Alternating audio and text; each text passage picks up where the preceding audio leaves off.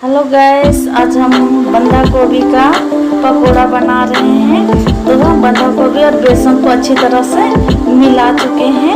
इसमें नमक, हल्दी पाउडर, लहसुन मिर्चा का पेस्ट बना के अच्छी तरह से मिला लिए हैं। अब इसको हम फ्राई करेंगे, डीप फ्राई। देखिए गैस, इसको तेल में हम डाल रहे हैं इसको डीप फ्राई करने के लिए। अब इसको अच्छी तरह से उलट पलट के पका लेंगे क्रिस्पी करके।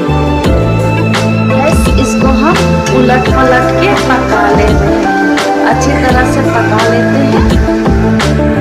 देखिए गैस, अच्छी तरह से ये पक गया है, इसको हम निकाल लेते हैं। मेरा इतना ज़्यादा सा बन के रेडी हो गया है।